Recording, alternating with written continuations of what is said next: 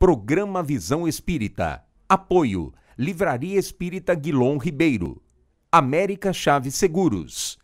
E Precision Hospitalar, distribuidora de medicamentos.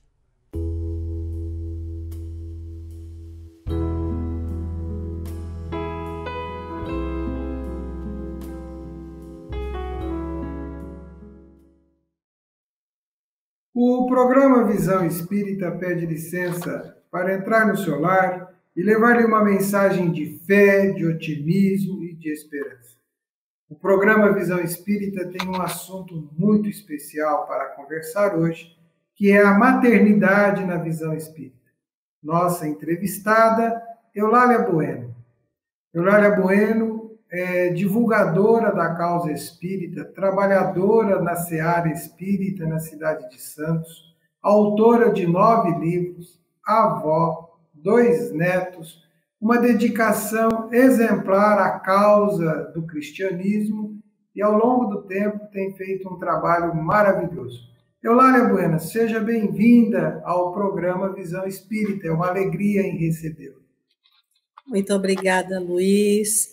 A gratidão é toda minha de estar aqui, de poder abraçar todos que conosco se vinculam em nome de um bem maior, que é o da Terra. Muita gratidão. Eulália, nós espíritas, e a proposta do programa Visão Espírita, é levar ao público em geral, além da família espírita, a família cristã, um estudo, uma reflexão sobre os nossos entendimentos, sobre os nossos estudos, sobre o livro dos Espíritos, sobre o Evangelho, o céu e o inferno, a Gênese, né? O livro dos médiuns. A nossa proposta é compartilhar, né? E hoje, quando nós trazemos esse assunto da maternidade para conversar na visão espírita, pode parecer que tem algo de diferente, né? Na verdade, não tem algo de diferente, tem apenas um estudo para a reflexão de todos. E eu me apego inicialmente a uma afirmativa da equipe intitulada Espírito Verdade, que é quem responde a todas as 1019 perguntas de Allan Kardec no Livro dos Espíritos, né? A esta pleiade de espíritos. Eles vão afirmar na pergunta 200, na resposta, o seguinte: os espíritos não têm sexo, como entendeis.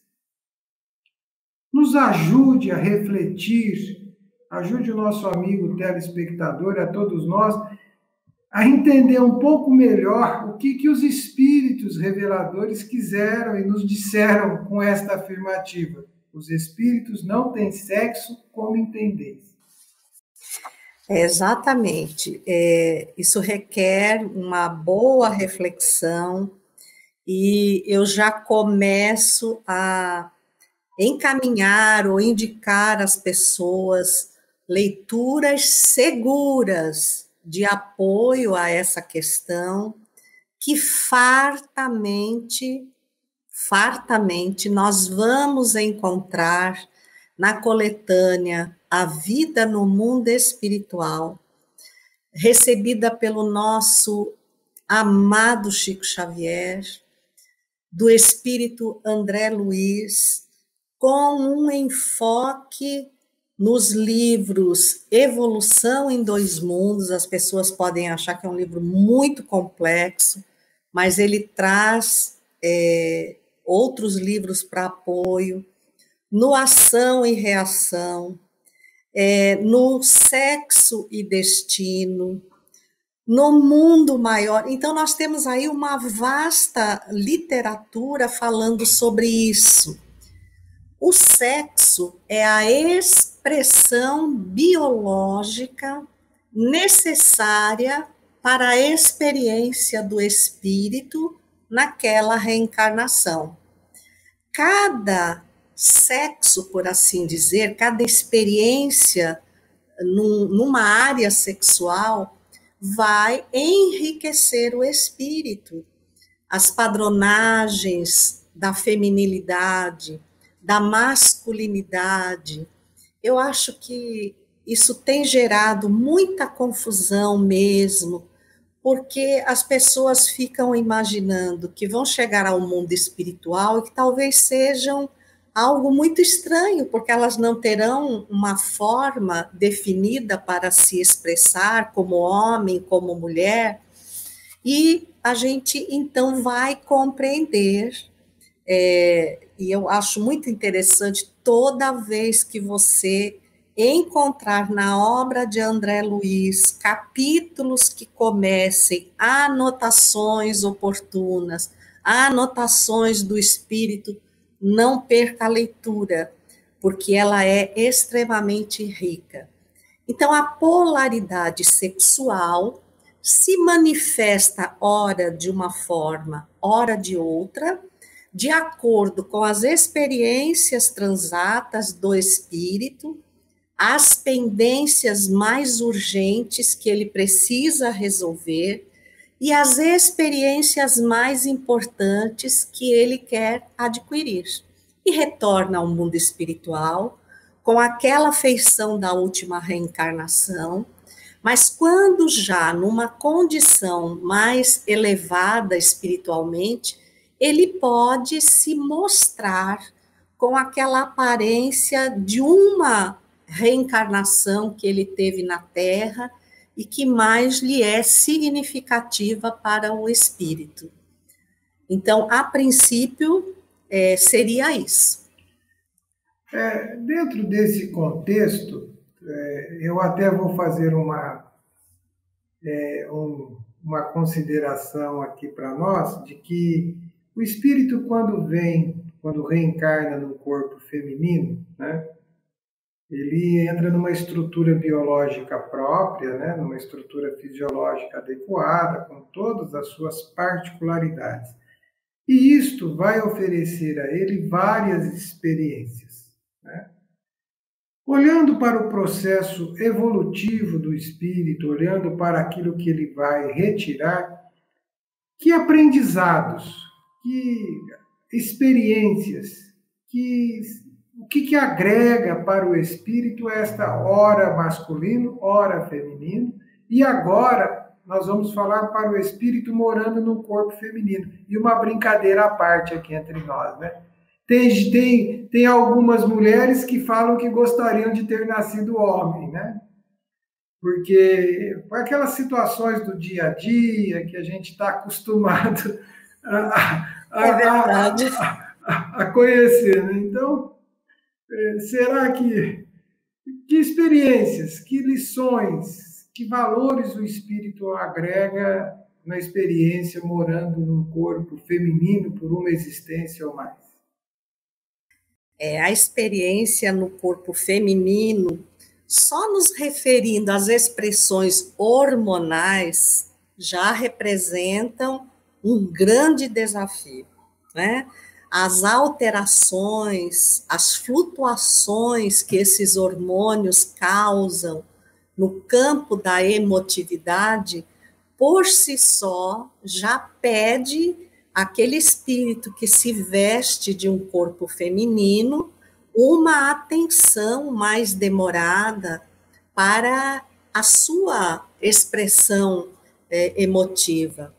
Mas a experiência da maternidade, e mesmo que ela não seja efetivamente realizada, porque há mulheres que vêm para ser mães, outras, a dificuldade da maternidade por si só já lhes oferece uma prova muito dolorosa, muito difícil, e há a condição em que a mulher não deseja ser mãe, mas o seu corpo está pronto, preparado para abrigar o processo gestacional.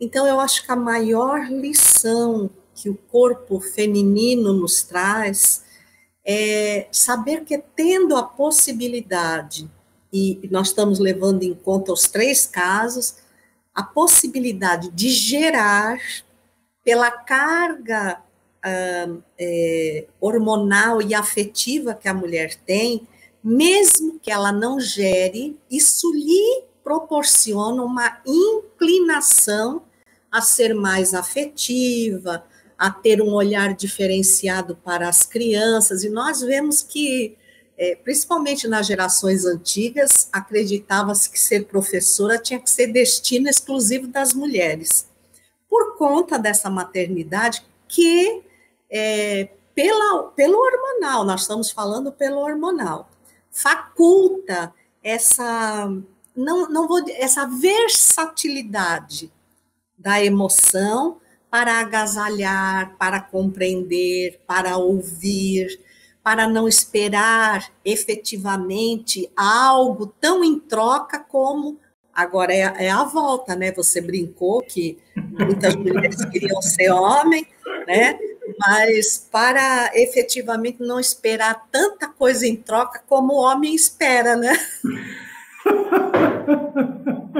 Porque só o fato de ser mãe, a gente percebe hoje, por exemplo, que muitas mulheres não querem ser mãe para não estragar o corpo. Então, isso é uma interrogação que a gente até joga como provocação para quem está nos ouvindo, de refletir um pouco, porque é fato. A gente deseja, e o hormônio que vai fazer o trabalho, muitas vezes também traz algumas condições adversas, algumas consequências que a mulher não se agrada muito, né? Então, eu acho que é um grande teste para o espírito, que só a gente é do espírito humano ainda imperfeito, pensarmos mais em nós, isso vem do instinto de conservação, e ser mulher parece que nos leva, de certa forma, a estar sempre com um olhar maior para o outro, né? Não que a gente cumpra isso. O que chama atenção, né, Eulália, é que a humanidade, ao longo de muito tempo, né, veio construindo uma estrutura social, né, uma estrutura de valoração de algumas questões sociais, e isso fez um desequilíbrio nesta situação, nesta igualdade, né, que todos temos, né? E deu ao espírito encarnado no corpo masculino, num corpo de homem, algumas prerrogativas que ele se deu, não que ele tenha. Deu a ele alguns entendimentos, não que ele tenha, mas que ele o fez e a sociedade assim aceitou. E ao longo do tempo, isto vem sendo melhorado, vem sendo corrigido, vem sendo equilibrado, né? Quiçá nós possamos, com o passar dos anos, equilibrar melhor isto, né? De entender que, primeiro ponto, que eu acho que esse é o grande fundamento que o Espiritismo traz, e foi a nossa primeira questão, nós somos um espírito.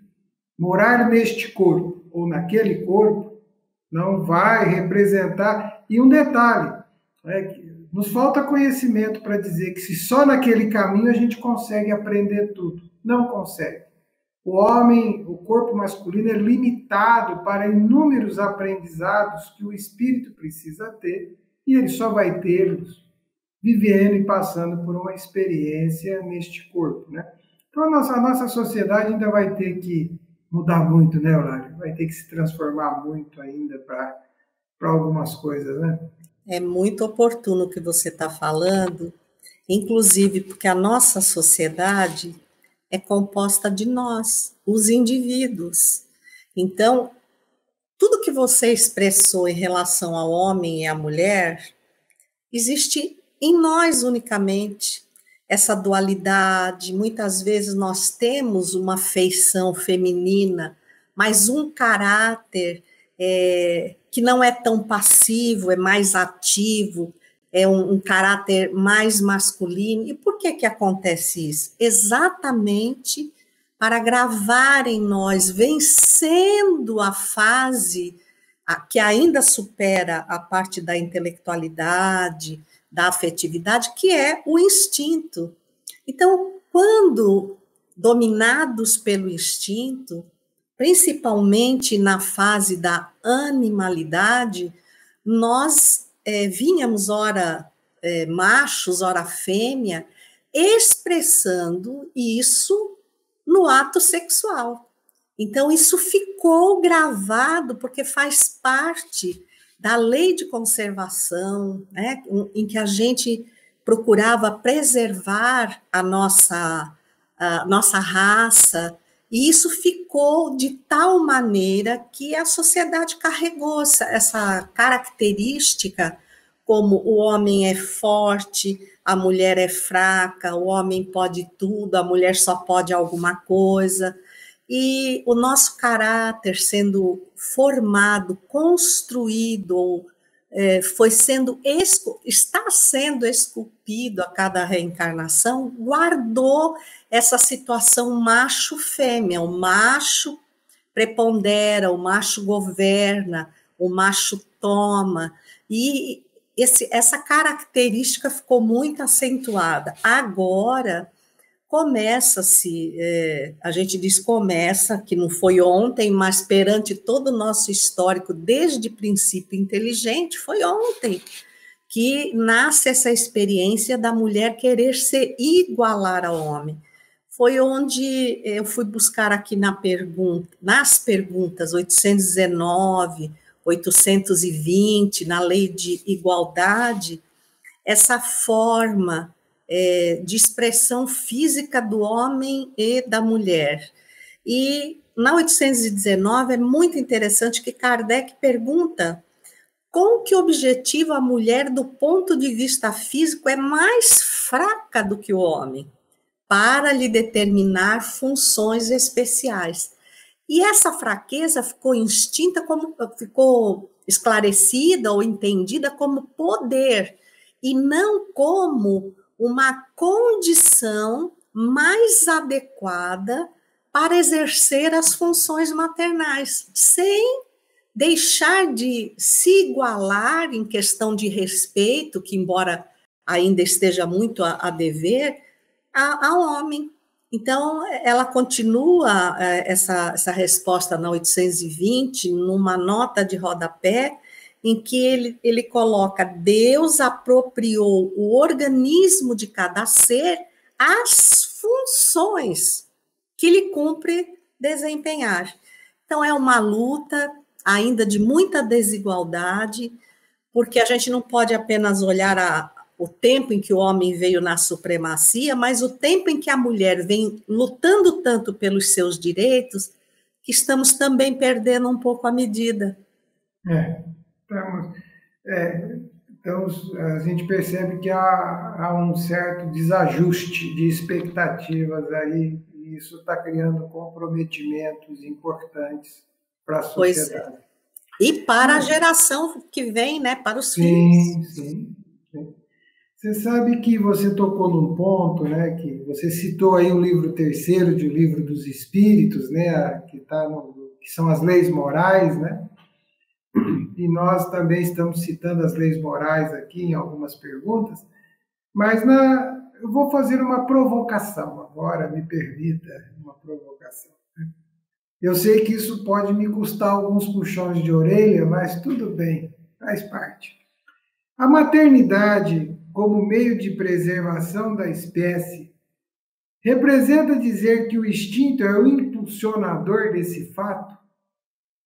Olha que interessante. Primeiro, o instinto é o alicerce do espírito. Então, ninguém vai se libertar do instinto. Porque há pessoas que dizem assim: o homem é instintivo, mas ele vai virar anjo. Ele está evoluindo, como se aí, em algum momento da nossa caminhada, a gente pegasse o instinto e jogasse fora. É uma evolução. Então, jogar o instinto fora é o comparativo que eu acho mais fácil das pessoas entenderem. É como eu fazer o alicerce da casa, construir a casa, e depois tirar o alicerce. Aí, a casa cai. E aí, quando você olha a obra como ela tem que ser, você constrói o alicerce, e em algum momento ele vai ficar soterrado. Mas ele está lá, ele é a estrutura da obra. Tanto que se você fizer o alicerce para uma casa de um piso, não vai sustentar dois.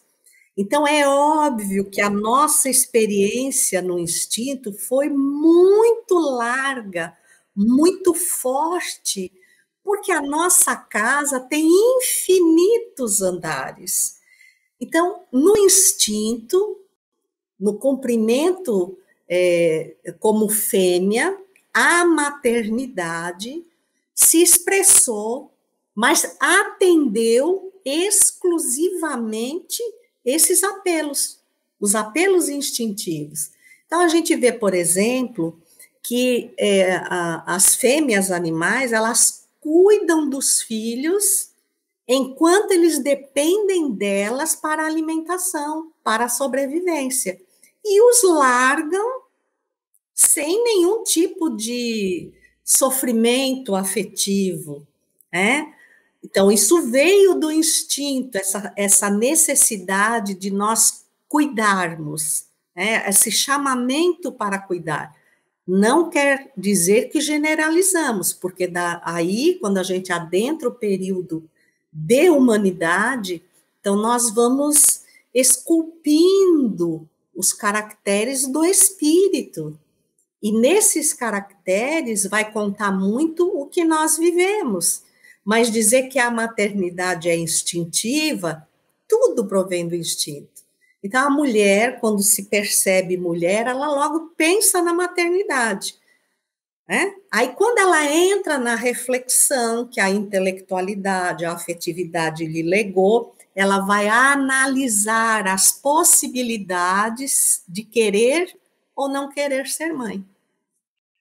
Você tocou num ponto, Eulália, e nós estamos para uma reflexão, né? E como eu disse, nós íamos fazer uma provocação. Eu vou usar uma linguagem bem popular, né? Uma linguagem do dia a dia para expressar o que nós vamos perguntar, e é o seguinte: dar à luz significa ser mãe? Não.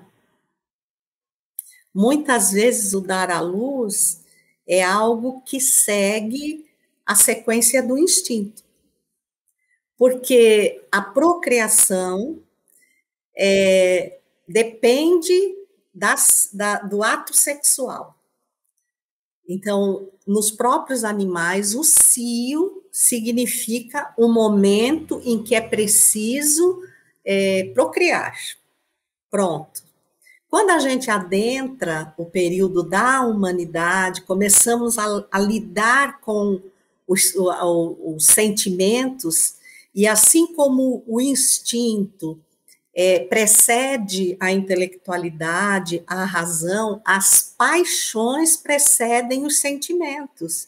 Então, o sentimento já é elaborado, as paixões atendem os instintos. Então, há essa condição de, muitas vezes, a mulher se encontrar em processo gestacional, sem querer viver essa etapa, apenas como uma consequência da relação sexual, e nós louvamos a mulher que, por qualquer motivo, não podendo ficar com o filho, pelo menos permita que ele nasça. Então, o fato de dar à luz não nos faz mãe efetivamente, né?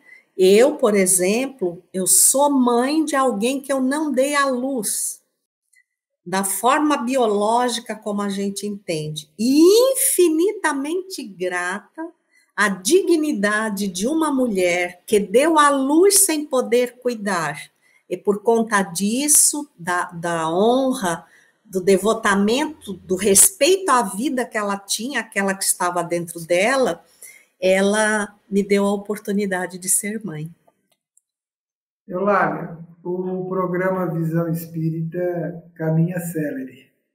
Nós estamos chegando ao término deste primeiro programa, já convidando o amigo telespectador para o nosso segundo programa, em que o assunto continuará a maternidade na Visão Espírita, com a Eulália Bueno, com a sua história maravilhosa, com essa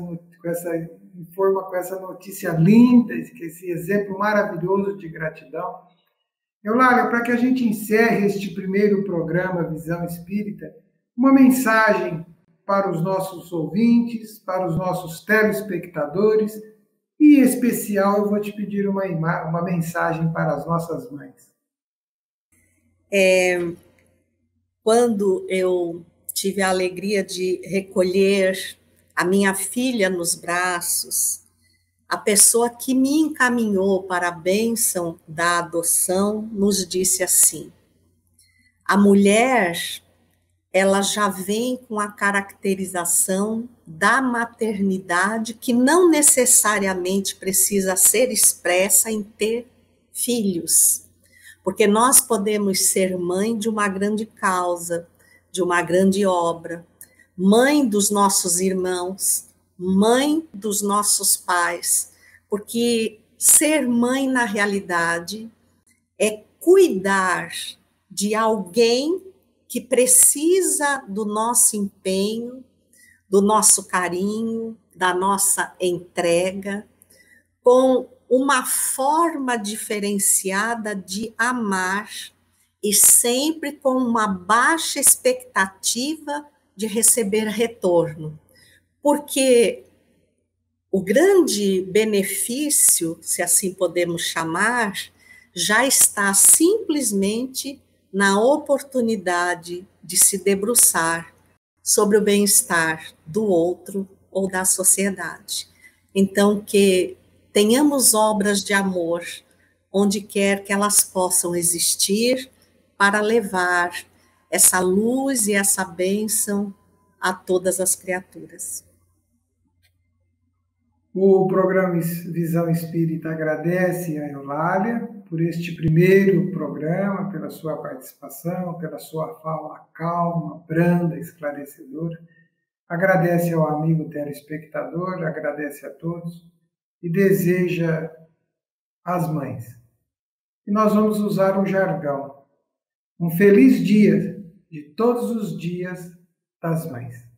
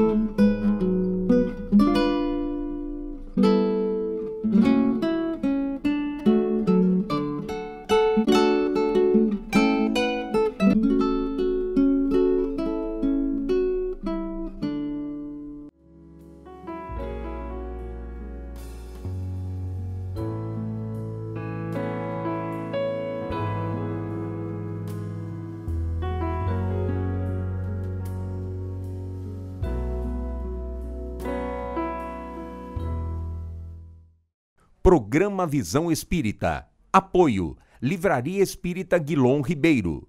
América Chaves Seguros. E Precision Hospitalar, distribuidora de medicamentos.